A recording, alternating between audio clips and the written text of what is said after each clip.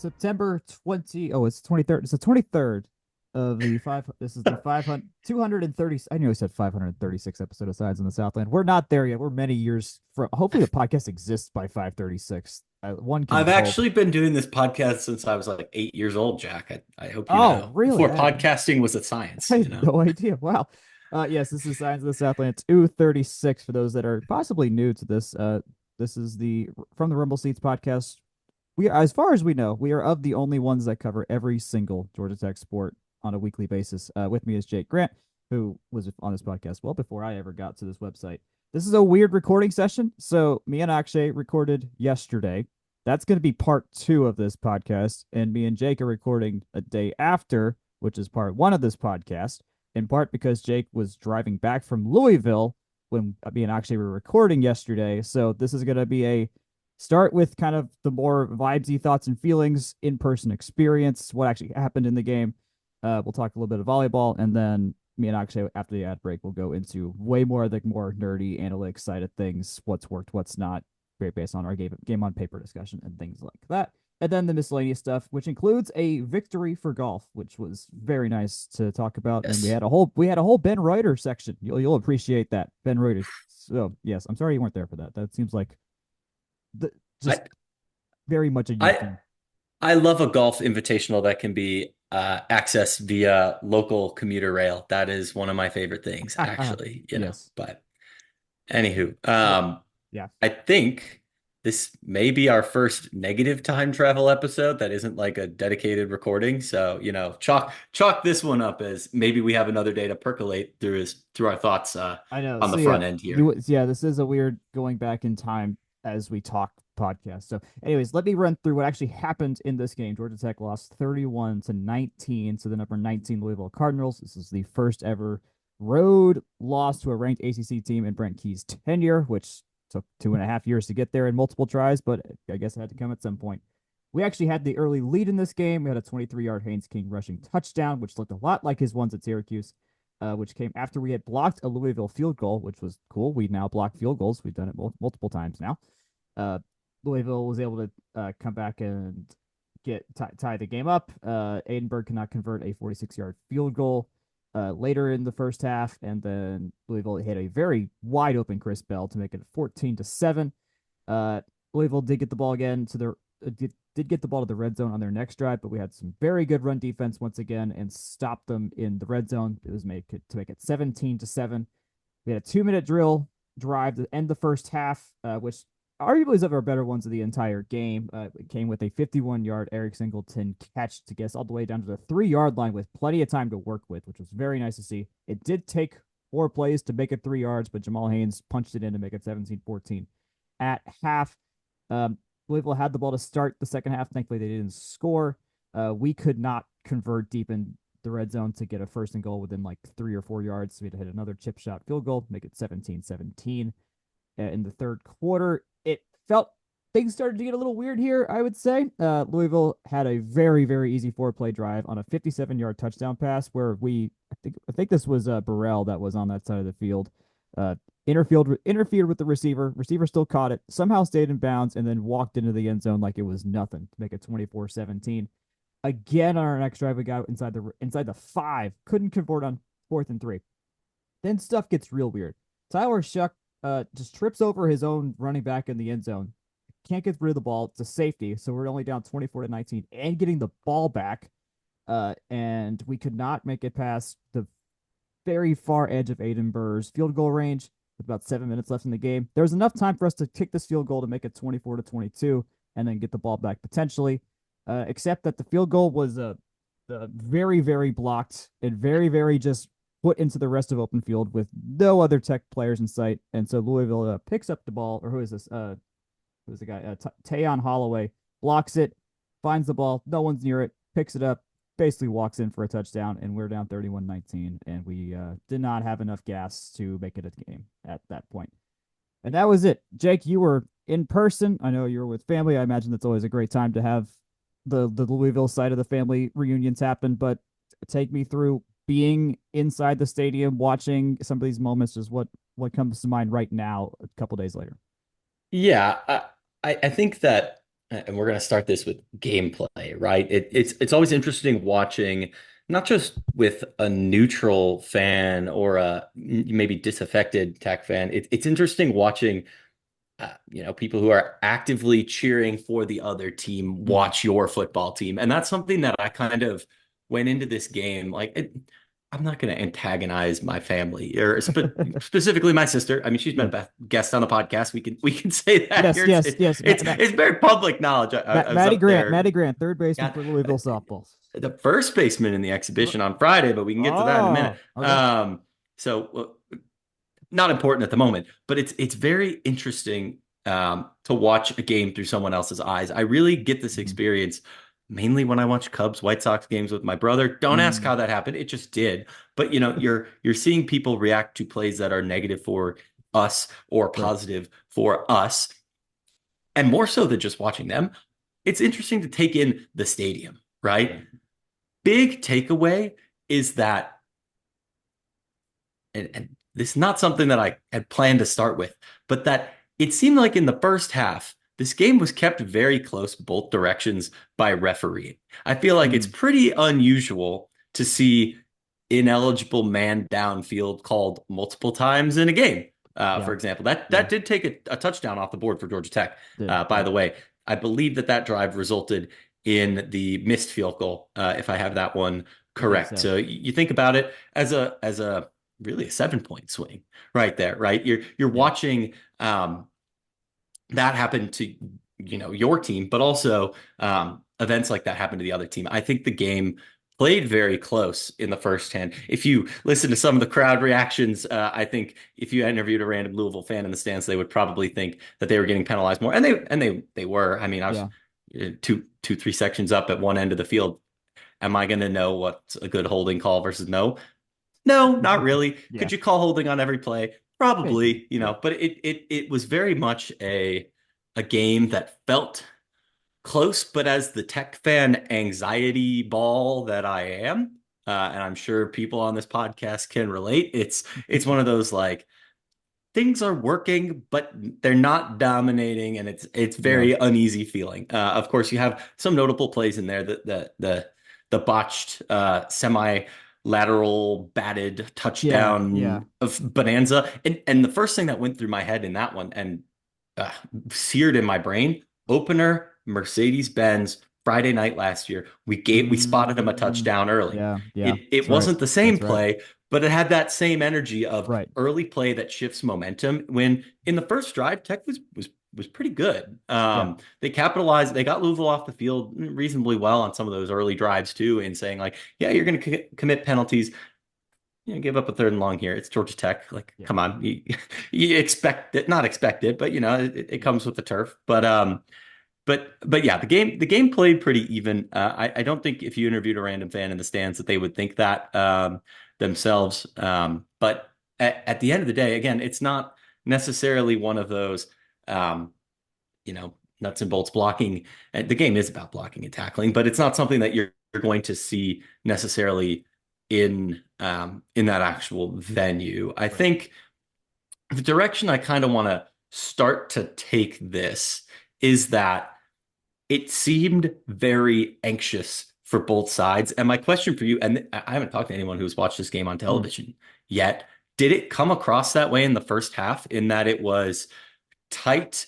I'm nervous about Tech, or hey, we look reasonably competent, but I have questions, kind of like what was that? Yeah. Yeah. Um, I inherently yeah, have more belief in this team than I think the average Tech fan does. So there, take you do, that on you do. all this. I was also hosting people at Wild Heaven while watching this and catching up with folks I hadn't seen in multiple years. So there was and live tweeting this game all at the same time. So my brain was in 18 different places, carrying multiple conversations and trying to watch the game and make sure I was keeping things up to date. All that to say, Mhm. um, yeah, spotting that early, you say that, yeah, it's a very similar game to the It the was. Mercedes game. Like there is like we It should really have. was. There's a lot of ways where we should have won this game, and you get rid of a couple Hmm. little mistakes, and this is a very different game. Like this is now twice we've had field goals blocked. I mean, Taines just got a little antsy in that one little decision. Now, if that guy is maybe a half yard further back, you might be able to see the ball actually move a little bit forward. On the replay, Yep. the ball had traveled so little distance, there was no provable way to say the ball had gone forward in any way. They needed the semi automated offsides lines from soccer to get that one done. Uh, And I think the interesting piece of that kind of, I guess, like close inches margins type play. I can't remember if I said it to my brother or someone else, but essentially you can spot him a play or two like that. Like this isn't a national championship no, it's game. not. It's Yeah, not a yeah, game against number one, Texas or something like that. It is it's it's a game where you can afford to make a play like that, even one that results in a mhm, blocked field goal return for a touchdown or yeah, something weird like the batted play, or if you're Louisville, the safety, or a couple yeah, of those bad penalties that they have, or even a deep bomb. But you can't afford to do it 2 or 3 times per quarter. And if you start to piece together, okay, uh, the DPI that still resulted in a touchdown, the two hmm touchdowns, the penalty that wipes one off the board for Tech, like those, you're starting to make a pile so big that you can't overcome that. And right, that's right, not even necessarily getting into play calling and ineffective in short run distances hmm and kick versus punt versus go for it type plays. Like yeah, that's just football plays, yeah, and yeah, not even it's not even always mistakes. It's just weirdness playing the game. And I'm sure there's mistakes in there somewhere, but like, yeah. it's I think you said it best in your recap.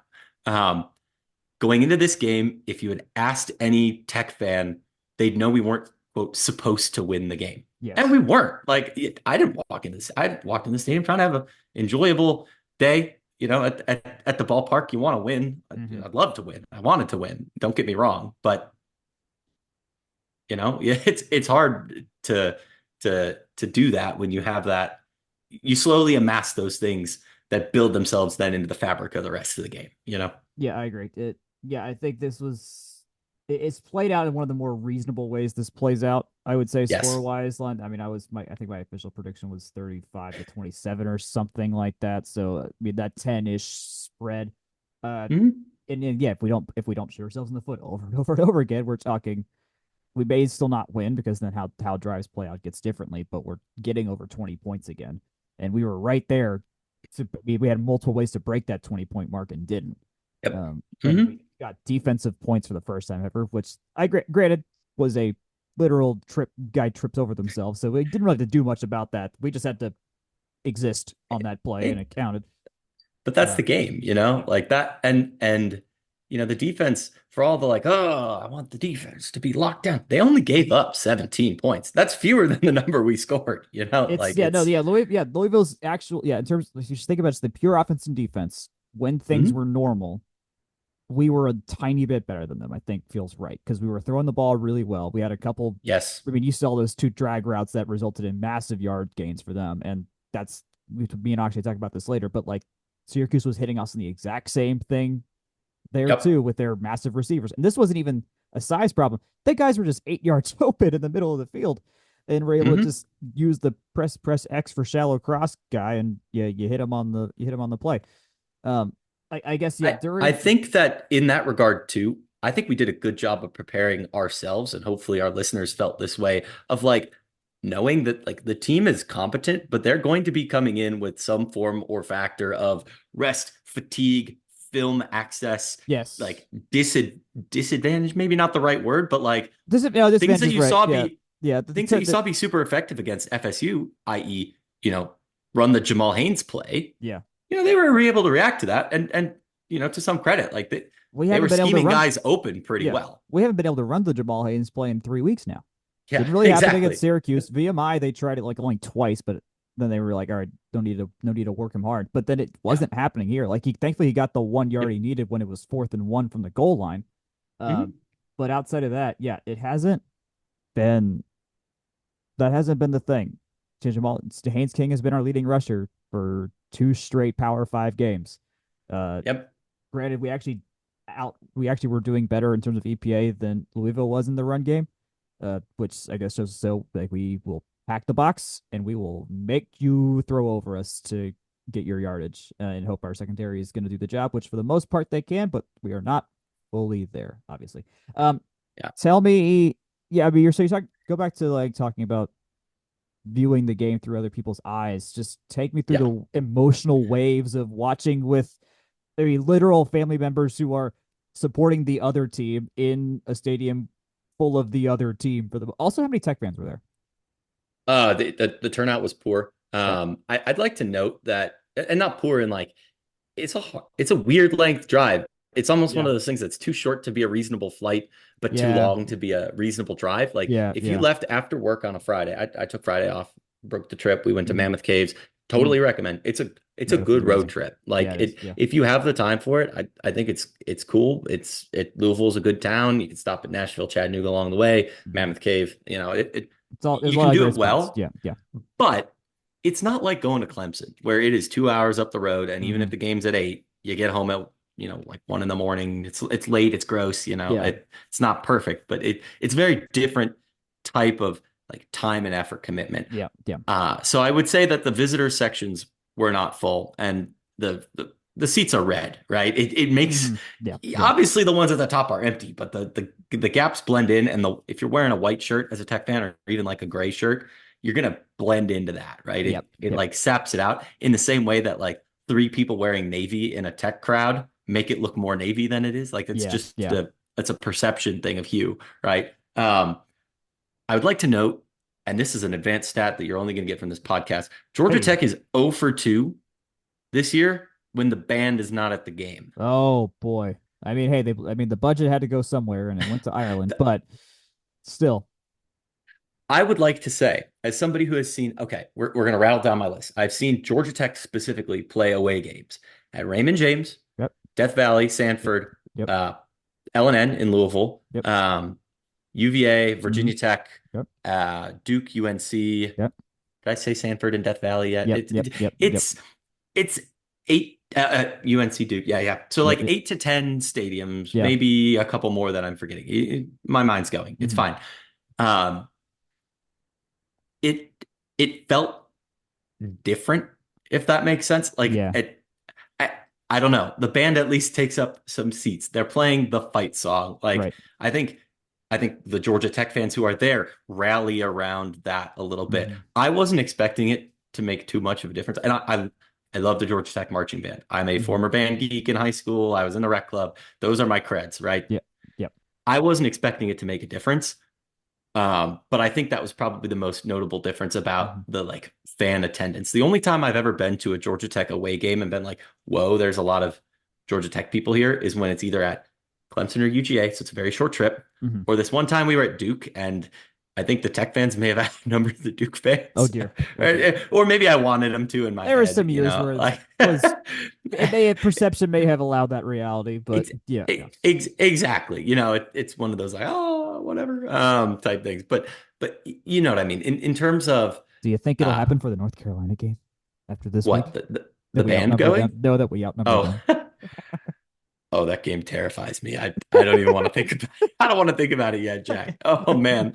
I All right. Well, anyways, yes. I don't besmirch a Tech fan for not going. I mean, Yeah. heck, the Yeah. reason I went is because I have many vested interests in being in that stadium for that game. Yep. And obviously there's not a translation between a band going to a game and winning. That's silly. That's Yeah. dumb. Right. Right. Yeah. But That's not a thing. it is something I was like, oh man, like, and no buzz, no cheerleaders, no band. Like, Yeah.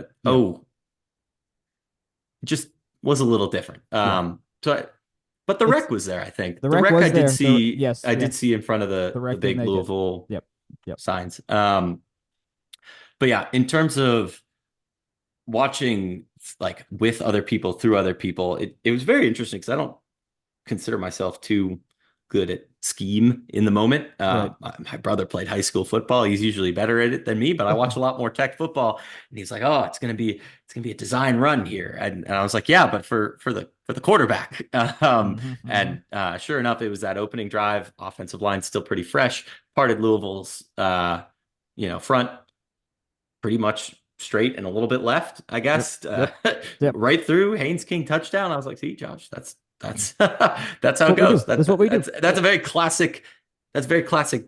Georgia Tech that yard distance and Uh-huh. kind of that was an interesting thing, a little Felt family like grudge type thing. But the one that I want to highlight, yep. when Aiden Burr lined up for a 50-yard field goal, we were down.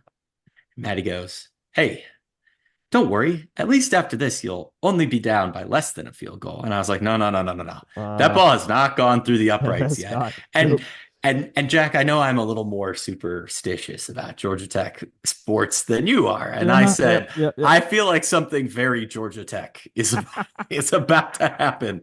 And I turned to my Yeah. wife. I was like, you know what I mean by that? And she goes, and my sister's like, what?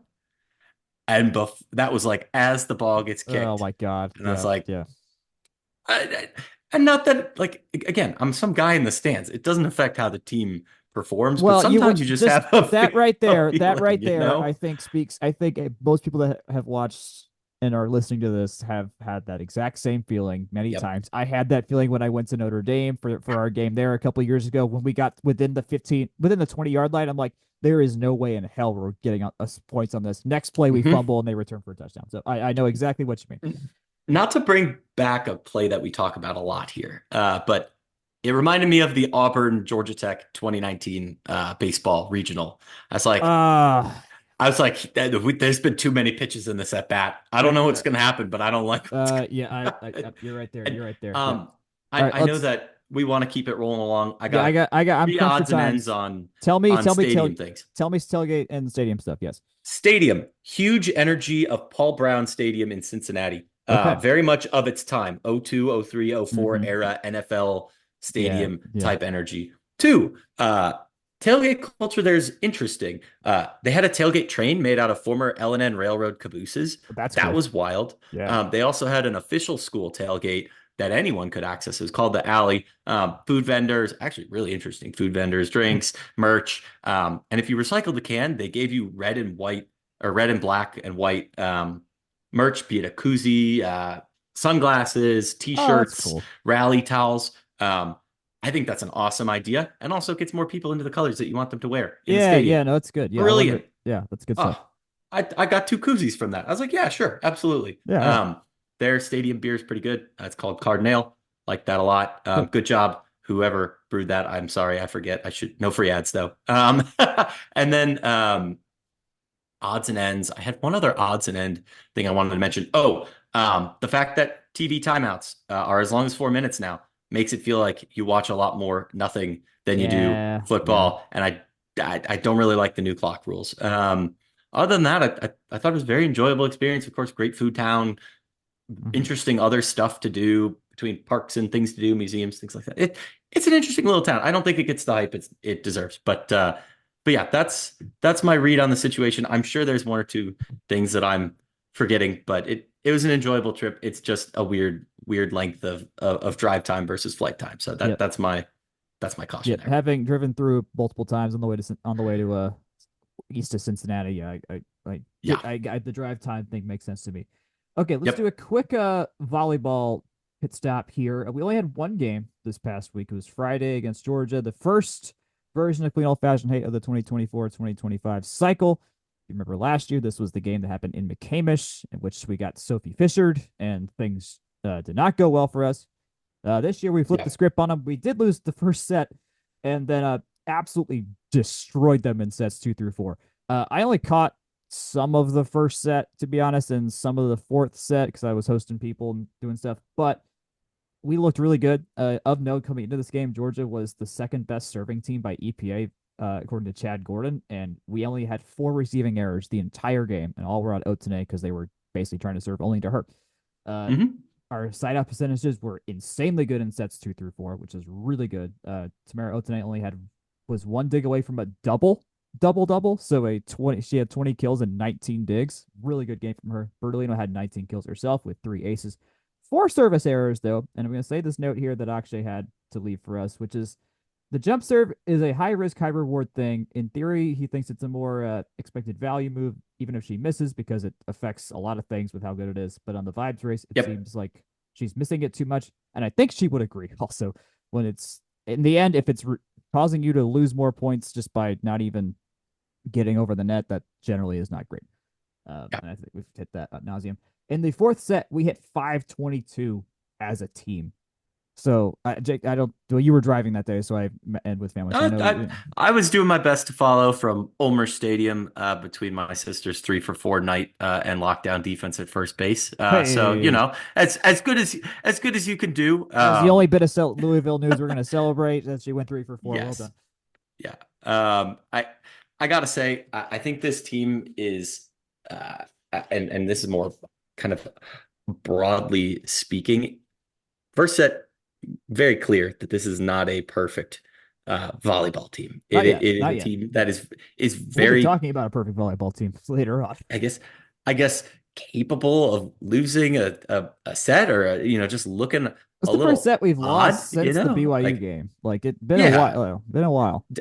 Tech has only lost, I guess, what is that, 7 sets on the year? Like it's Yeah. been a pretty good showing, and UGA is not a bad team either. They're 6-4. It's that their metrics all pencil out pretty decently. I guess Yeah. Evolve has them kind of in that bubble level team, and it's in their building, right? It's Yeah. dare I say this? You've really only played one other true road game. That's at BYU. And again, Yeah. BYU's pretty good team. They pencil out as a top 25 team. Like it makes sense that you're gonna, not stumble, but it's gonna be tough to play that kind of level after, being in Yeah. either the friendly confines or similar for 2 weeks or a Yeah. week and a half. And the fact that they kind of found their own and did Mhm. not let up is what's really promising. I think they've been slowly but surely over these last, let's just say, 3 seasons since Bertolino got to the team, which did overlap with the Mhm. Bergman season and whatnot, where they've been getting better, slowly better and better and better about closing out matches, closing out sets, and when they're on the front foot, staying on the front foot. The really Yep. big like exclusion to this I have is at Pitt last year, but then it was at Yes. Pitt and they were bad for 2 sets. We were like, cool, we'll be great for 2 sets. And then they were like, wait a second, we're Pitt. Uh, let, let, What if let's we simply do what we normally do? and we had no chance and got reverse swept. Um, Yeah. and so and then even in the tournament, we're doing better at scraping out points and staying consistent and staying in it through And matches. and I want to point out, Tech has consistently since Evolve stats go back been pretty good in service, top like 35 or Yeah, better yeah, consistently.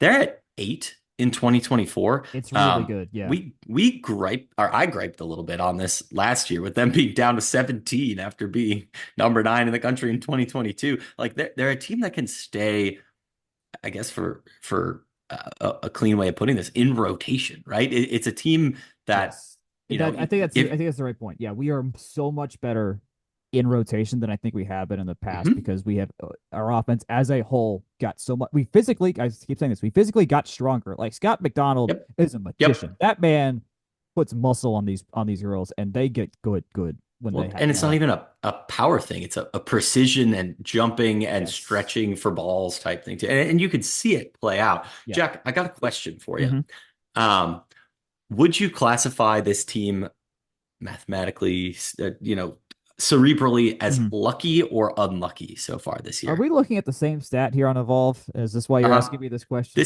This flew off the page at me. It really Flew off the does. page. I mean, keep in mind, look at the rest of the page here. So per Evolve's luck metric, which is basically your difference between actual winning percentage and your Pythag, we're at negative 3.2, which is 226th best in D1, which is like that's the bad Hmm. version. So it says we are very unlucky, which is really interesting for an 8-1 team who Yep. went to 5 and barely lost the one game they lost. Uh, keep also Kentucky's in the same boat. SMU is Yeah. 322, and we play them next. So Yeah. I am actually going to chalk this up to just weirdness and having a lot of teams Small playing. sample size Yeah, too. I don't want to put too much into that, but I will say though I think this in a way gets back to the we're just making our own luck kind of situation, especially when Yep. we're on points in terms of in terms of the ratings that matter when we're serving. We're eight in terms of Mhm. just expected probability of us winning a point when we're serving. We're eighth in the country. We've won the seven most points on our own serve. Actually, the third most. We've won the seventh most in terms of percentage. and we're really good on siding out and getting out. So, or getting the ball Yep. back to when we need to serve. We've got between Mogridge and Bertolino, we've got really different looks. Otene is actually, in terms of EPA, the 20th most valuable in D1 right now, which is very Yep. interesting. Um, and once he gets outside hitting, Bertolino's 12th right now in EPA, and she doesn't get all the points all the time. Like Otene has had big nights. Mendes has had big nights, but when it comes down to it, a lot of everyone, the eye test favors Bertolino, and the numbers favor her right now. And overall, we're the 10th best serving team in the country by EPA, which is great. Yep. I got 7 minutes before I have to go play cornhole, so I want to get to the what's coming up next. We play SMU next, back in O'Keefe on Friday. This coming Friday at 7 p.m. Sadly, can't be at this game because I got to go to a tech wedding, which was conveniently scheduled when we had no football game during this weekend. But SMU is a very interesting situation. We knew they were good, and then they just went out and beat Nebraska at the beginning of the season. They also who since beat Louisville, and they're still pretty I was good, going to say, who since smacked Louisville? really badly. Yes, Yeah. and then they also beat Baylor, who's ranked, but they've lost to Kentucky, very good team. Loyola Marymount and Hawaii. Hawaii is generally pretty good, bordering on ranked. Yeah. LMU is the outlier here. So they're currently, I believe they're still ranked. They are. 22. Okay, so they're still 22. This has a shot to be weird. If we play like ourselves, we're gonna win this match. That's just how it's Mm, gonna be. Um, and we'll see how they do. See how SMU does. And I don't think they've played. I mean, they haven't played in our building in years, so there's that. There's that element to it. They're not consistently used to the O'Keefe experience on a Friday night, which is you should just wear earplugs if you're gonna go to this match, basically kind I, of situation.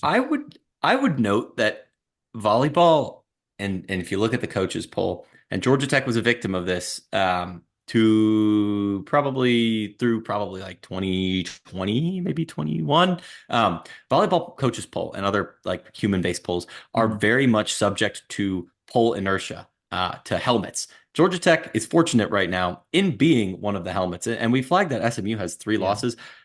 They rate really well across the board in a lot of key advanced stats. So yeah. I definitely would flag that as a very a highly functional team, even if the top line numbers aren't there. This is a team that it's certainly one that has the talent to compete with the best in the country. The vibe I get, the read I get, is that they're just not very consistent yet, and Yeah, they've which also yeah, played a tough schedule, which is it's a part of that as well. which is helpful if they're gonna be volatile. Let's hope we get the bottom end of that volatility. I was wrong. They're 23rd. TCU is right ahead of them. Oh, We in sorry, terms I of looked at that today and it whoosh, went right yeah, over my yeah. head. In terms of teams we still have to play that are ranked, Miami 25th in the country. We do they're gonna be floating around. Florida State 18th in the country. Yep. They're gonna be floating around. SMU we gotta do SMU. The 23rd right now. We have played Florida and beat Florida. They're 15th in the country. We have played BYU and beat BYU. They're currently 17th in the country. And then looking ahead, we still have to play the Louisville Cardinals in the L&N House of Pain. Stanford twice. They're the number 3 team in the country. And this Sunday, and to finish this season, undefeated Pittsburgh, who was nearly the undisputed, nearly unanimous number 1 team in the country. Nebraska got a single solitary number 1 vote after their just destroying of Louisville. And I have to say, I watched Pitt play Penn State on Wednesday. I watched Pitt make Penn State look like Alabama State on Wednesday. Like it And, was, it and was, Penn State's good. it was truly absurd how good Pitt. Like I have said, I know there are unwinnable games, but this is as unwinnable of a game as I think we have, and how good we are relative to us. It does not matter. They've got Yeah. Tori Stafford, they got Olivia Babcock, and they still got Valeria Vasquez Gomez on a 6th year, who is the only Uh-huh. player they have hitting under 300. Like that's it. I say there's a real shot we lose 25-15 in every set and we look fine. It could happen. They are that good. I Yeah. imagine you are as scared as I am. I'm not thrilled. But it is I'm not like it's a daunting opponent, and that's the thing too is you I feel like they have a lot more knowns than Georgia Tech does, even though we know this team pretty well They at this do, they point. do. You know, nine-ish games into the season with a decent amount of veteran returning talent. I think Georgia Tech, almost by virtue of having, and this is no fault of the scheduling. Sometimes things just work out like this. Pitt's played a spooky schedule. Stanford's played a spooky schedule. Yeah, You get UCLA and BYU on the list, and you kind of hope for the best. And Florida, shoot, like that's not a soft schedule by any means, but yeah, these are teams that are tested. Georgia Tech has to figure it out fast, and yeah. granted, it's a team that is tested too. We played a number of those top 25 type teams, but there is no team caliber, I guess that comes close to Pittsburgh or maybe Nebraska, at least Yeah, from the volleyball I I've think watched this that's year. fair to say. So, Having watching, I mean, watching both Nebraska and Pitt beat very high level, beat top five teams, yeah, pretty convincingly. Pitt still looked a lot better. In terms of like if yep, it like, and they are right now like the best defense and the best offense. They're the most effective team in the country in terms of offense by far. they If they win. are They win in 60% of their points. if they are in system, I mean, I don't know what to tell you. I really don't know what to tell you. They are as a team hitting 348 Yeah. is like a great set for any like that's a great single set for any team. That's what they average right now over the course of a match. That they have not lost a set yet. Um, Something I want to point out, barring Washington, who's much further down these ratings than Pittsburgh is, most of these teams that rate really well have, you know, one commonly two losses. yeah, Volleyball is having a decent amount of parity this year. I wouldn't write it out. Georgia Tech plays a spooky schedule. it's like the It's top just end, a the matter top of levels, the top tier is expanding, but yes. we're still Yep. simultaneously having those teams. It's like good luck even beating them. Still, like Yep. that's still the case. I have to Yeah. leave in like 2 seconds, in like 2 minutes. So very quickly, I just want to mention on Thursday I'm going to do another full episode. This time with Abby Schnabley of the Pittsburgh Post Gazette, a friend of mine from the college student journalism days. She is the current beat writer for that paper of Pitt volleyball. So someone who is much more well versed in how absurdly good and has seen every set that they've played. They So have a dedicated beat writer for Pitt volleyball. That's right awesome. right now they do. Yes, she has been able to travel to Wow. some games. Yeah, it's this is we are very fortunate to be able For to get her them. on the podcast. And Olivia Babcock, Tori Stafford, they're combining for 18.2 kills a set. Hmm. A set. Yeah, A set, you say. a set. Yeah, that's a little. Both had about 9. Okay. Please read the section 103 ad, and then I will move this on. Yeah, as always, this podcast is brought to you by Section 103. Be sure to check out NIL shirts. I want to keep plugging that. It's certainly something that goes a long way with Georgia Tech's fine players. Georgia Tech is led by Haynes King, and you can show your support for that in a beautiful Haynes King Tech-like shirt, as well as jerseys for Eric Singleton, Haynes King, all them, and also new gold shirts. Haven't talked about that enough. My Point Tech gold shirt is, of course, much like my other Section 103 products, delightfully comfortable, and I will gladly be sporting it this upcoming weekend for some more volleyball action that we just talked about. As always, 10% off using code FTRS, free shipping over $80, section103.com and at Section 103. And back to Jack with Akshay. Akshay is here as part of our inverted backwards recording session, put in different orders and all sorts of stuff. We're going to dive into kind of the more nitty gritty with this football game between Tech and Louisville after we did our general overview and review of Louisville itself from Jake. I feel like the theme. Well, first, give me your just impressions of the game, just how you watched it, what stuck out to you. Which I'm sure will be some stuff Jake had, but just from your vantage point, what stuck out? I think for me, this ends up being a eminently winnable game. That Tech, it's weird. I don't know if they like pissed it away so much as Louisville hit on their key moments and Tech could not. Right. I think this game ends up coming down to one really stinky turnover in Yep. that weird shovel pass that ended up getting batted at the line of scrimmage and turned into a Louisville touchdown, and a blocked field goal. And it sounds weird to try to minimize it to that, but I think like on the scoreboard, this is what 12 points. Yeah. And if you look at the EPA difference, it's right around 8 points, and then plus 2.5 points of turnover luck in Louisville's favor. Like 10 points is like seems right, but also a lot of that is like just some of Yeah. this random nonsense that didn't go in Tech's favor. That being said, I don't think this was a good offensive performance from Tech. I don't think either team had like a Well, I would say it wasn't. certifiably like I would say it wasn't well rounded. Like this was of the better Haynes King throwing performances we've seen. And the hey, yeah, chuck the ball, please, and they chucked it multiple times, and we're getting Singleton and Rutherford downfield.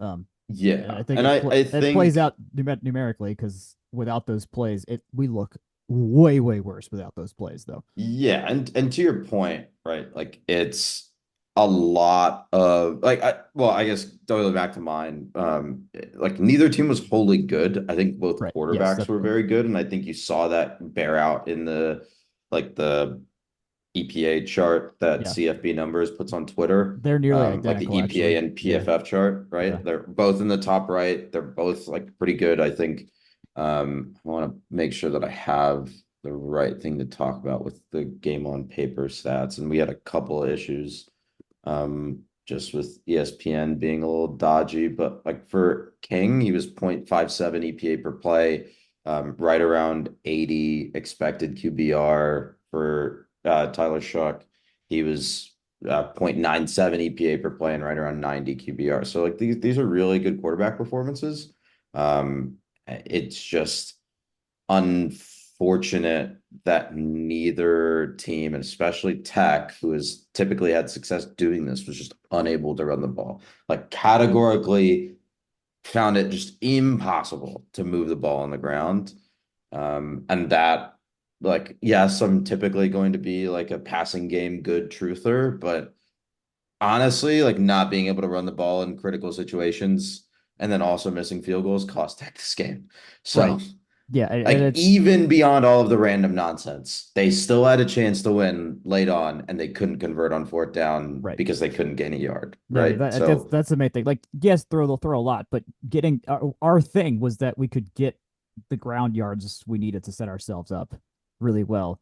This time we ran for under 100 yards. Haynes King for the second straight week was our leading rusher, and we talked about this earlier in Slack, but of we had 74% of our runs stopped within 2 yards, which is bonkers. That's 26 of them. 26 of those runs. yeah, That's 26 of 35 plays. It's a ridiculous rate. And I think like if you look at the sort of the counter punch to that of opportunity runs, yard or rushes that gained more than 4 yards or 4 yards or greater, it was only six, right? 6 of 35 which is went for just more than four not yards. how we play football usually It's a at all. completely different environment. Like that's not how, like you said, it's not how Tech plays football, and it's just not what their game model, not to do a soccerism, but that's not what their game model is set up to do. Like Right.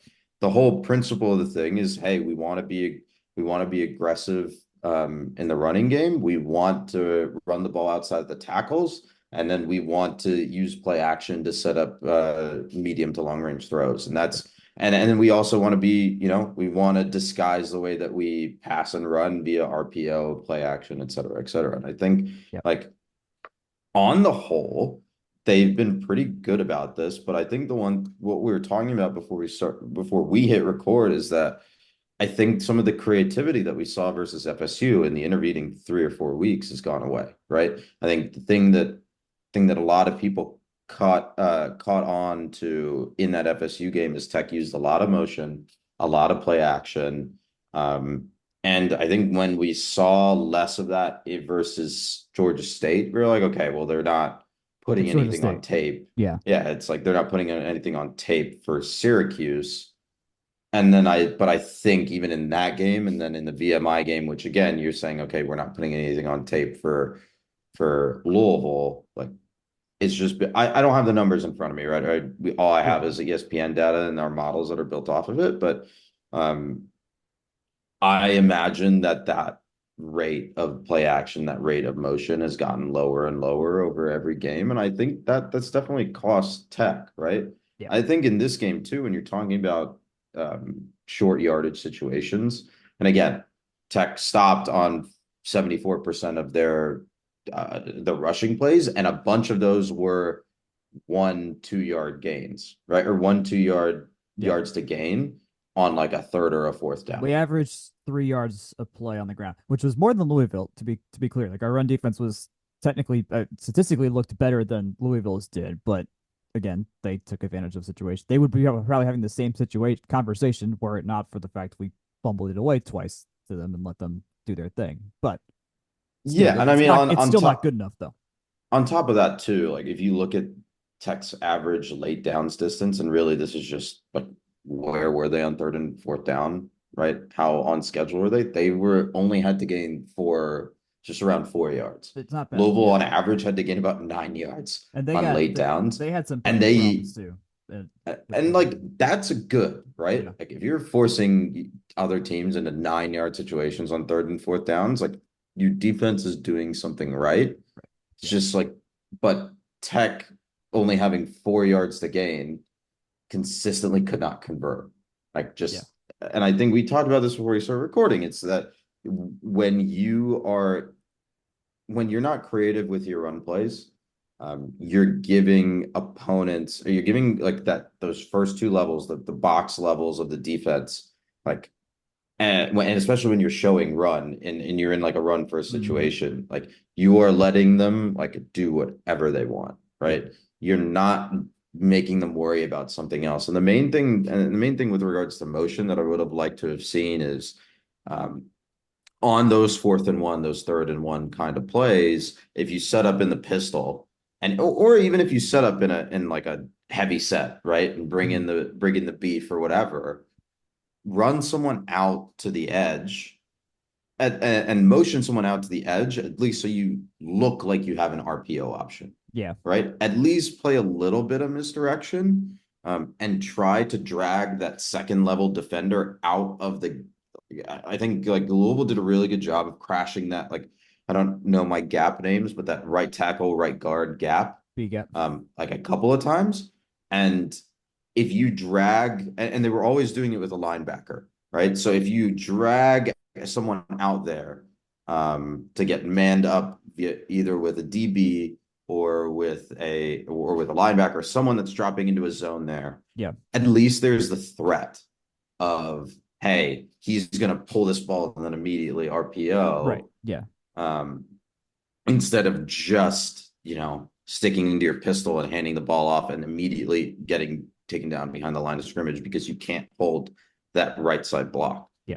So again, like I think just not being able to convert on 4th and 1, it is like just an Achilles heel in this game.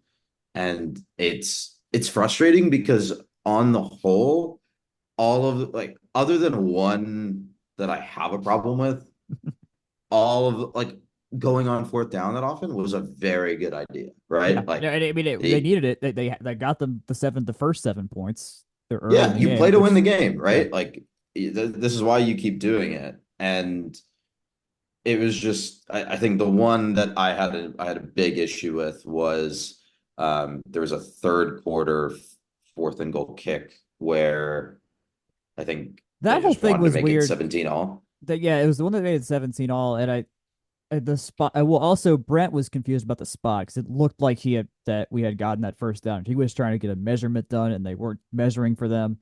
I think there's a little bit of chaos going on in that moment, and then in the end, just was like, shit, it's too late. Let's just take a delay game and make it a little bit easier for Burr, so he's a tad bit further away because they were right up against the field. I mean, like I think when they kicked the field goal and took the delay of game, that's when the bot flips from, oh, this is a go for it. This is a 4th and goal from the 9, and you can kick the field goal, and we don't really care. But if it's a 4th and goal from the 4, that's probably the zone of like, a little different. Hey, like you should go for this because you play to win the game. Yeah. And yeah, obviously, like we just spent 10-15 minutes now talking about how bad the running game was. but like I don't know, you have the 4 yards before the end zone and then the entire back of the end zone to play with. Like you can draw up a slant or something to get this score because like we led with, like King was having a good game. He was finding his receivers, he was hitting his spots. It just came down to again, it came down to not being able to run the ball. Yeah, 1 yard. I mean, outside of the one side we didn't get the 1 yard with Trey Maddox, like or the play before. I just wonder what they felt like there. Between these two plays, or actually between the three plays, Trey Maddox not getting the first down to the 4 yard line, us taking the delay of game, and then the kick, it ends up being like a negative 2.5, 2.2 EPA, even with the field goal. Like we tie the game and we have negative EPA in those three plays combined, or three Yeah. stages. So it's yeah. In the end, numerically didn't make it look like we did any better. Yeah, I'm pulling up the fourth and 1 report very quickly just to compare to the before and after the Yeah, delay of game. And when they set up for that 4th and 1 and when they or kind of all this chaos is going on, yeah, it's a very clear go for a call. It's a yep, difference of 4% between the yep, two options. But then once they take the delay of game, okay, well, obviously it's a 4% in the favor of field right, goal because now a 4th and 5 is or a 4th and 5 is a lot harder to convert than a 4th and inches from the right, 4 yard line. yeah, So I really would have liked for them to go for it there. I understand. I can squint my eyes and understand, I guess, is a more accurate way of putting that. But I think again, I'm just gonna talking in circles. It just comes down to not being able to run the ball and not having that as an yeah. No, option in this game. that's just showing that is the proof of the execution, not Yeah. executing at the level that it needs to. And if Uh, you are not confident that you can get 1 yard or 2 yards, like they Not were great. not able to on this last sequence, Yeah, not great. because they were running in between the tackles, like you have a serious problem, and that leads you to kick a field goal here. Yeah, it's not. Yeah, not ideal. We outgained offensively Louisville 417 yards to 332 yards. Excuse me.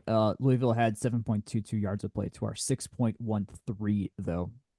As I mentioned before, Haynes threw for 312 passing yards, which they did the things we kind of wanted them to do in terms of the passing game, like get some deep balls. Four guys had catches for 25 yards or more. Avery Boyd, Singleton, Rutherford, and Yeah, and this Hawes, is I the thing that believe. we've been getting after them for the last couple Yeah, of weeks, right? They yeah, haven't let King uncork one deep. And honestly, like they had the one missed one, I think, versus FSU, where yep, it they sort of did. sailed That over would the have been a receiver's head. touchdown. But the Yeah, second, like literally the second time that they have allowed him to uncork one this year was this game. And I am amazed, like yeah. legitimately shocked that Well, I Eric mean, Singleton VMI catches this ball. they had a couple versus VMI, which again VMI, but it's like okay, they're doing it. They're actually putting in the Yeah. reps here and getting the timing down, and it worked. I mean, it saved multiple drives here with how big bombs they got or how big the catches were. Malik had 113 yards receiving. Eric Singleton had 88 yards receiving. And then no, he didn't have any rushing attempts.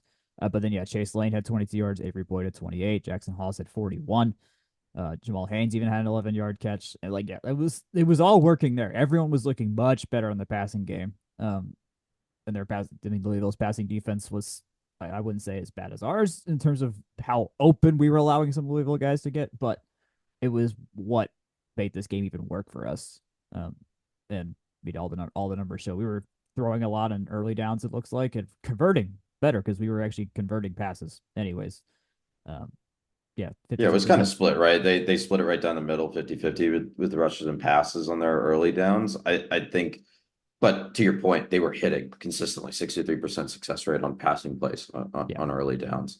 And I mean, it leads them to have again, they get into those advantageous situations on late downs, and then they're just again not able to convert right. And I think and move the chains. what's really to show about how well it was doing is in the that measure all this without the big explosive plays, we were still positive EPA in the pass game without those really deep shots that we hit, and the rushing was net. We were losing a 7/10 of a point of play on any run that didn't go on any play that we ran that we weren't going a long way down the field for. Yeah. So I mean, Yeah. again, talking in circles ish there, but it is an execution thing.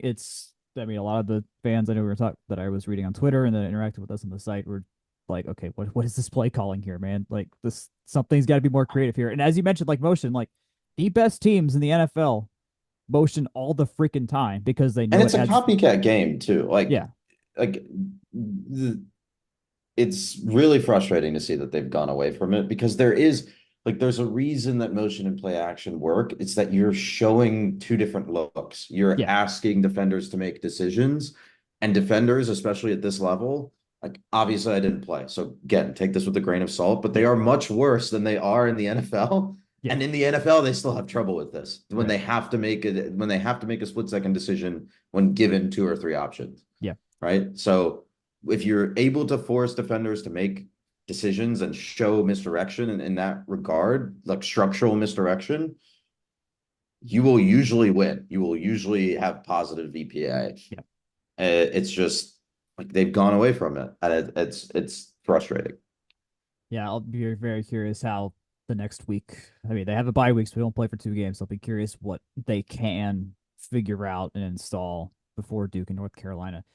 Thinking defensively, take the 14 points, 14 random special teams and defensive points away, and we did not allow. I mean, obviously that puts us in a winning position, but looks looks like a good defensive game for us overall. Because again, our run defense has actually been quite good between this game and the Syracuse game. They did get a couple deep passes on us. They have some very good wide receivers, so that was going to be a challenge for our cornerbacks. Which I mean, that's to be expected. No real faults there. They did get one massive bomb of a touchdown on a defensive pass interference play too. But overall, outside of the passing game still being leaky, we at least know we can, for now, against a ranked team, and again, and on 2 road games, have pretty much said you can't really run the ball on us that well. We're gonna get to Yeah, you early on a run play. yeah, and the counterpoint to that, and I want to make sure I quote myself properly here. The counterpoint to that is Tech usually gets beaten in that center zone, right? And I think I've harped on this a couple weeks now. It's like that center zone that's like 5 in between the hashes, like to 7 to 10, 7 Yep. to 12 yards. There's 2 plays I'm Um, thinking about that are in this exact box. So yeah, yeah. and usually like Hughes did a really good job of running crossers and slants into that zone consistently. Mm-hmm. I want to say in this game it was the opposite. Like They were Louisville was working a lot outside of the hash they marks. were using the hashes more. But their last offensive touchdown came on one of those shallow crossing routes and had Okay. just acres of space on the left side of the field. And then they hit another one in the fourth quarter that gave them a pretty big first down. That was again just a wide. It's just that shallow cross route you throw in every play on Madden because it's not defendable in Yeah, Madden. it's an But underneath route when the other team is sitting back in zone, right? Like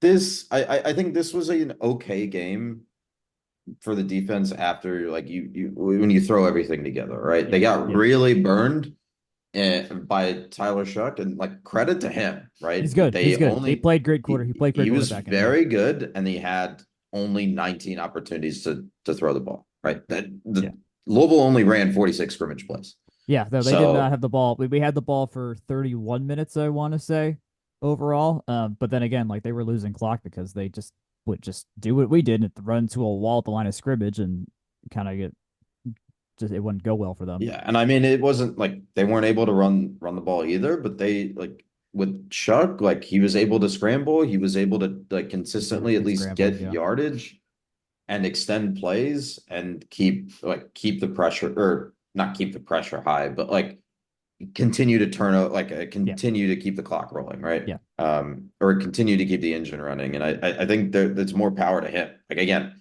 he's yeah. adding a point of value per play. Per throw, he is adding 0.97, Which right? is insane. Yeah, It's extremely efficient. It's 100% or a 99 percentile performance from him. Like I think that's something to be like really, really happy with if you're Louisville. And like well, really, really and let's frustrated with. sort of get to why this keeps happening. We don't exactly rush quarterbacks in general. I would say they rush quarterbacks. I would They say they rush. don't get They try. pressure. They try to rush them. Tech, Yes, they don't. They don't actually make a huge difference in the end of the play more often yeah, than not. Tech doesn't get pressure on quarterbacks. So I think that is a consistent problem. And yes, it's been a problem for multiple staffs now. There's I mean, there's schools of thought on this, right? Some people are like, oh, defense is just kind of because defense is reactive, it kind of ends up being dudes rather than tactics. Right. Um, and Which you could I say think has you can, also that's pretty reliably been the case for a lot of recent Georgia Tech history, though, is that the dudes were just not the enough of a dude to make that kind of difference. yeah, and I'll leave the recruiting, the talent aspect to someone that knows a little bit more Yeah, that is about not like us. how Yeah. these guys are supposed to like chart out. But I think I think the way that this team sets up defensively, which is they're going to stack the box, they're going to be aggressive up front, and that's why they stop the run really well, is burning them over the top, right? Yep. Again, we Yep. talk about that center 7 to 12 yard zone. We're now talking about DBs not defending well on the in between the hash marks and the sideline, going Mhm. vertical. Like I wish I had the passing map for Shuck to really Shuck, however you pronounce it, like to really make this point. But Yep. it's just like those deep balls are really where they were making their money and extended plays, right? He rolls out. The Mhm. Tech isn't it gets pressure, but they're not able to bring him down. Or let me back up. Tech doesn't get pressure, but they at least force him out of the pocket. He Yep. rolls out and he finds someone coming back on after having run their route, and then they've beaten the DB, right? So Yep. um, like that kind of thing is frustrating when you, especially on late downs, when you feel like you've had a win as a team, like you get them to third down, you get them to 3rd and 10, 3rd and 9. That kind of thing happening repeatedly is demoralizing Yeah. because a Yeah. lot of teams are set up to run on early downs as dogma, right? Dogmatic. Hmm. Hmm. Um, and so if you're able to stop them the first 2 downs, then force them into an obvious passing situation, but not close, like you're struggling to get off the field. This was a Yep. problem versus Syracuse. To an extent, it was a kind of a problem versus FSU, but FSU's offense, I think there are obvious holes. Yep. But especially versus Syracuse, they just were not able to close in these moments, and it happened again. Yep. Um, so Tech is going to have to figure something else out and sort of even out their extreme approach to the way they're defending. But all of that said, this ended up being like a pretty winnable game, I agree. despite Chuck I putting mean, yeah. together Yeah. almost 300 yards and 2 touchdowns and averaging like a point, expected point Right. per Yeah. per It play, it right? was, Like yeah. The offense winning us games as we expected would be the case. Did like 80% of the work to get that done, and then 20% bad mistakes. I'll just note, of course, the special teams stuff was we did block another field goal, but we've got two now on the year, and in games where we've also had a field goal blocked against us in those games. So that's going. We're at least not just repeatedly getting blocked all the time. It's we are doing some of the blocking ourselves. I want to go into PFF just for 1 sec here because the grades are out. Back on the offensive line and how like they were getting us inside of the bottom seven players that play, or of the bottom six that played at least 3 snaps. Right guard Keelan Rutledge, Corey Robinson, left tackle, only played 3 snaps. Tight end Rylan Goad played 28 snaps. Jordan Williams, right tackle, played 71 snaps. Jordan Brown, left tackle, played 68 snaps. They're all in the bottom of our offensive PFF grades. And one thing I would say on PFF grades, and this is maybe a little bit of hearsay, but I just want to put it out there. PFF, when they're doing it for NFL games, they have all 22. So they're always grading off of all 22.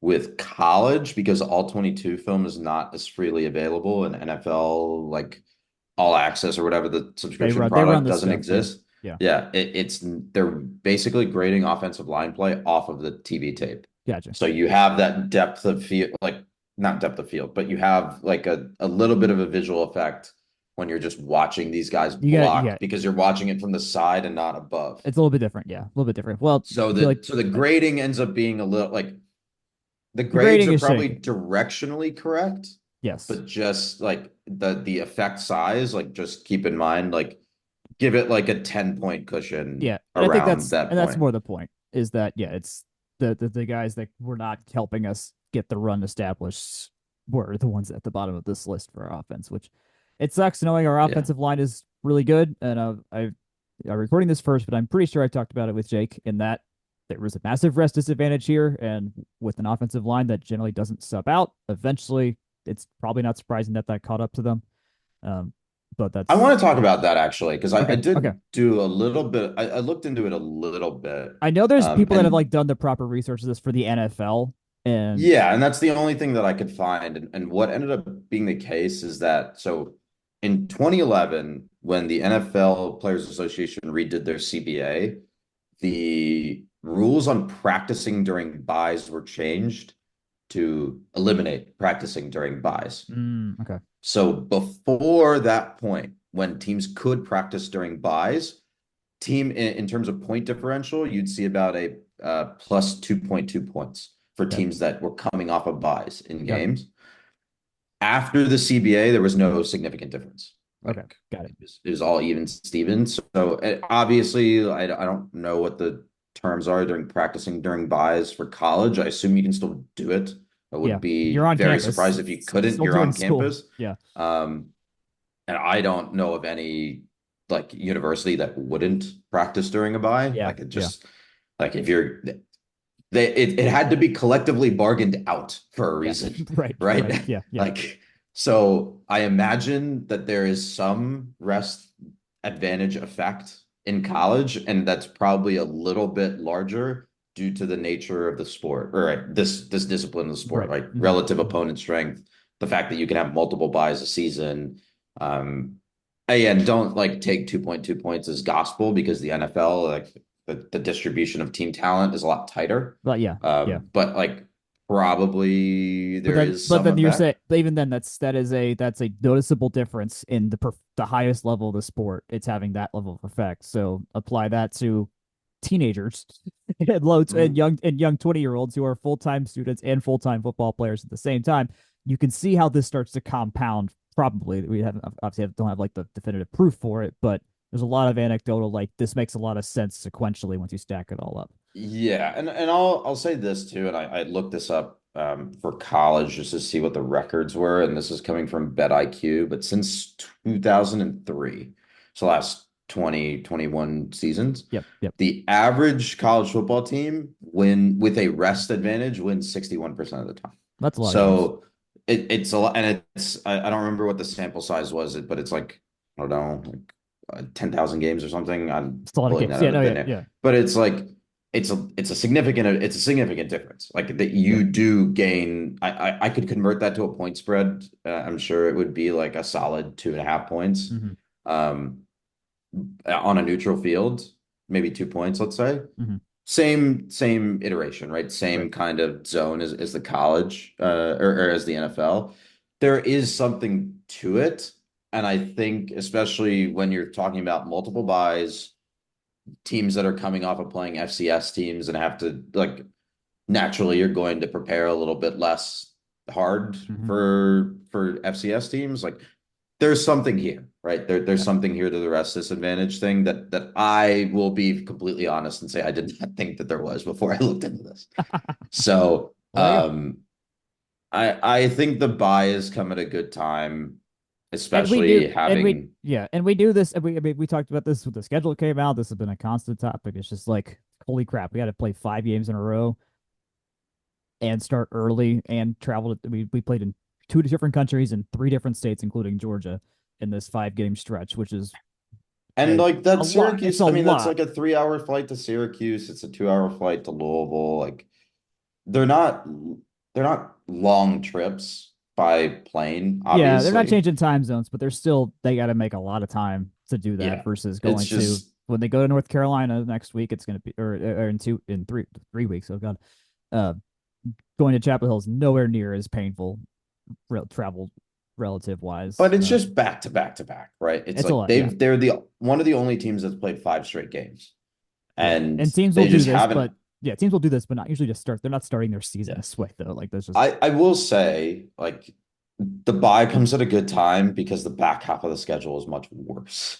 Or much worse for them. Like it's a much tougher second half than first half, and obviously Tech is going into it 3-2, which is great. Doesn't inspire a ton of confidence, right? But like There's ways to You're think about it positively and ways to be like, well, crap, this is not where we should be right now, all at the same time, which is nice to know both angles feel reasonable.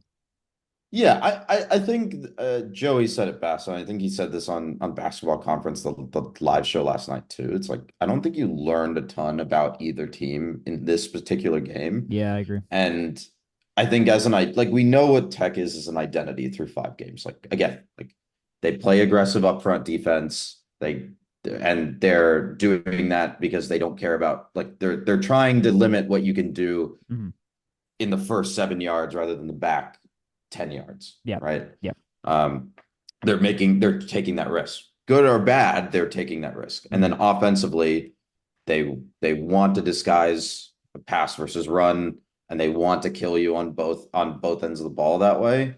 And by and large, they usually are good for it, Yeah. right? Yeah. So No, I you mean the know what Tech offense. is. Nothing has really changed based on like any like this performance. And you can kind of take that to the bank going into the second half. Maybe they make some adjustments. I think now we're starting to see like when we're talking about models and preseason projections, like a lot of preseason modeling is about to fall off after week 5 or Mhm. going into week 5. So you're going to see a lot more like true to form kind of numbers. Um, so I think Tech kind of is who they are. Maybe they'll tweak a couple of things and bring the dial the motion meter back up in the second half.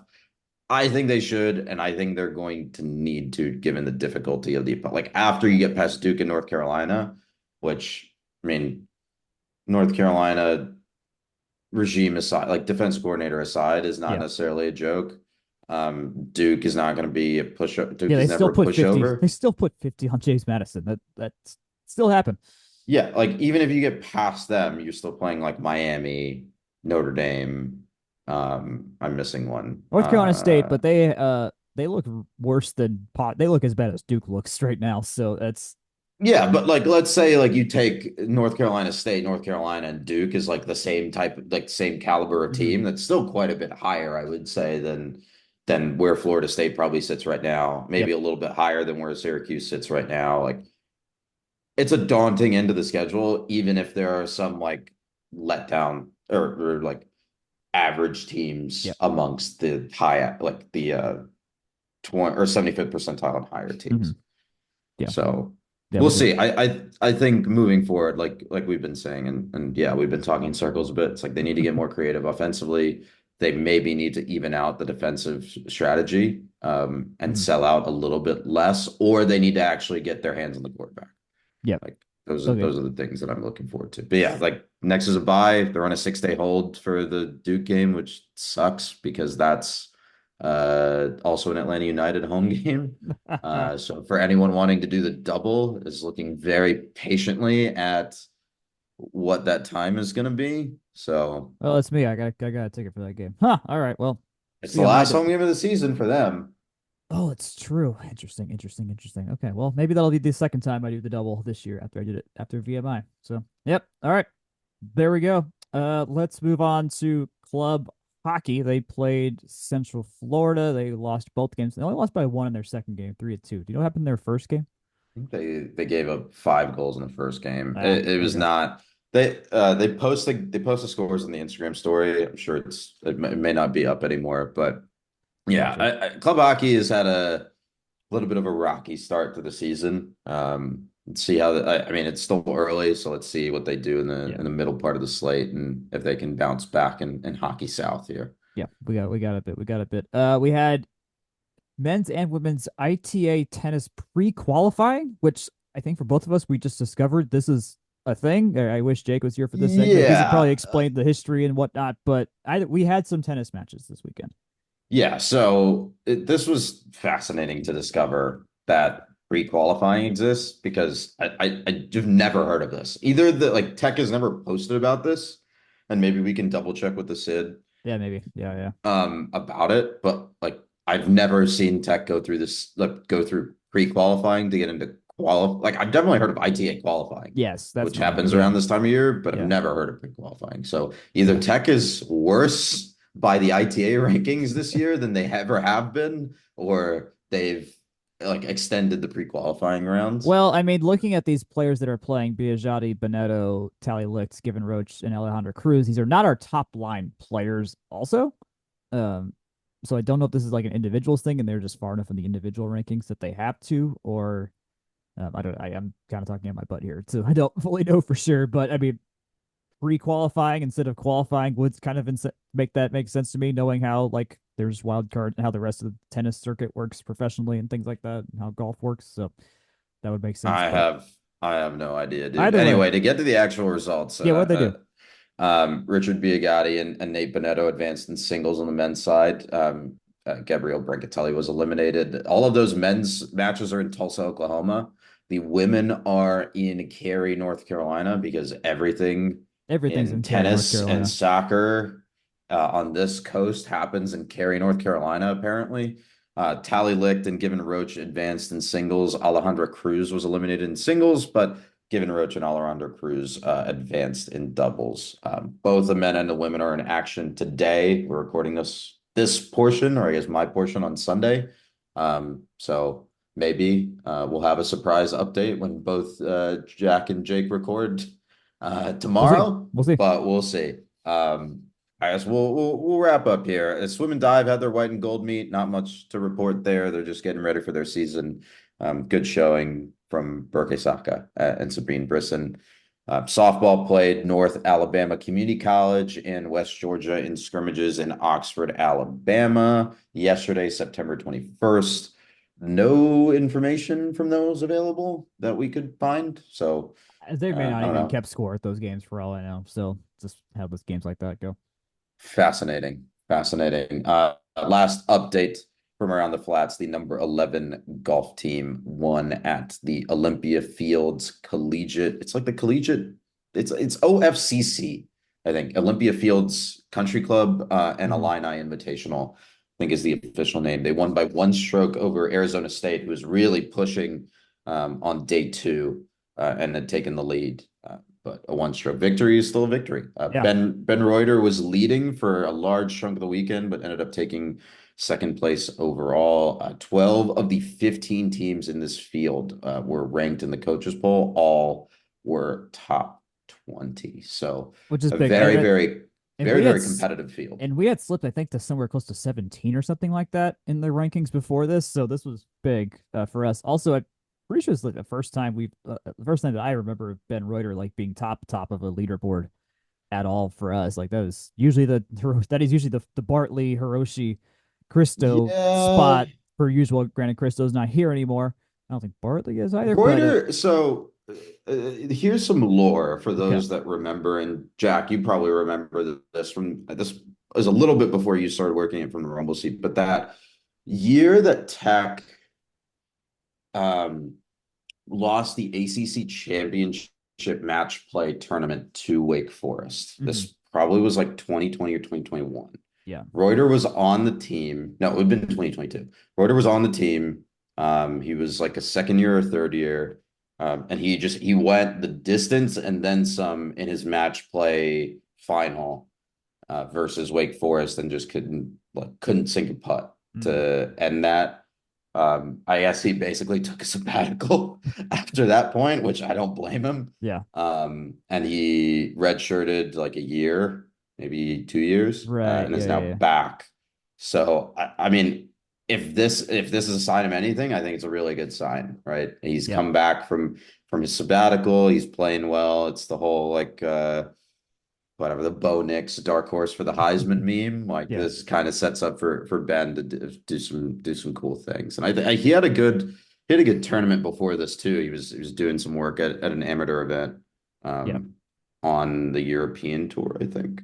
Um, so I think he's hot coming into this year. We'll see where that leads. Obviously, it's still the fall, so nothing really Yeah. He's matters too always much. been in most of the stuff he plays. He is a solid middle of the pack kind of guy, which in team golf is very, very valuable to make sure your bottom end isn't at the bottom of a leaderboard. So performances like this are really good to see. Looking at his stats from last year, he was averaging like in that like his first tournament was at the Iverness wasn't amazing, but otherwise he was sitting in that like 20s to like high teens, mid teens to high 20s range on an individual leaderboard. So Yeah. Good stuff. I mean, On. he didn't play. I don't think he played last year at all. He maybe got like maybe he was That's right. below the That's cut right. line. That's 2 years ago. Yeah. 2023, Yeah. 2024. Did He not compete. definitely took a sabbatical last year. Yep. I remember that much because I think he like popped up or GT Golf had retweeted something from him just like appearing in an amateur tournament during the golf season last year, and Jake and I were just like, Yeah, I'm sorry, what? these most recent rounds that are listed are from the end of the 22-23 season before his red shirt. So Yeah. yep, So I think he's coming. Look, he studied abroad, so to speak. No, he's Dutch, so it's not really studying abroad so much as it's when he going comes back here, home to study. he studies abroad. That's Yeah, I was gonna say he studied abroad. He went back to Europe. He found himself, and he's coming back to Atlanta to take the golf world by storm. Hopefully, like again, like the I hate to do the Michael Jordan thing, but the ceiling is the roof for this team, right? Like they were yeah. right at the precipice 2 years ago, and they're always going to be right there. That is the great thing about them. Like Hiroshi got the individual title last year. We made the semifinal again in the tournament field again the year after making the final as kind of underdogs in that shape. But we can beat anybody having any given day, and the fact we beat 15 of the top 20 here now, they do it. They can do it. It's September, right? Yeah. It's September, and match play finals of the NCAA tournament aren't until May or even June. It's a long time. It's a long time from now. You just got to. That's playoff golf. You just got to get hot at the right time. But outside of that, it's like baseball. It really is. It's great. It's great. That's all I got, Jack. I think that's all we got for this week. I think we did good. I hope. Well, I assume we did good. I haven't recorded the other part of this, so I assume we did a great job. I hope you all enjoyed it. This was definitely one of our longer episodes, but I think it deserved it considering how big of a week volleyball has had, how big of a week they're going to have, and a lot of lessons to learn from this football game. Nonetheless, you can find us at fromtherumbleseat.com. You can email us at fromtherumbleseat@gmail.com if you have any questions. We are still accepting applications if you want to write for us. I really would love someone to take over writing about tennis because no one's ever done that. Or maybe even softball. You can find us on Twitter at FTRSblog. I am at Jack Nicholas. Jake is at JakeGrant98. If you want to get the best tech gear around, Section 103 is your spot. There's always new stuff coming out. There's going to be some very nice new stuff coming out, I believe, in the next month and a half or so. You can find them at Section 103 on Twitter or Instagram, and then section103.com. To make your purchase, find us at From the Rumble Seat on YouTube or Facebook, or you can get this podcast, Science in the Southland, wherever you can download a podcast on the internet. Thanks for listening. We'll be back at worst next Sunday.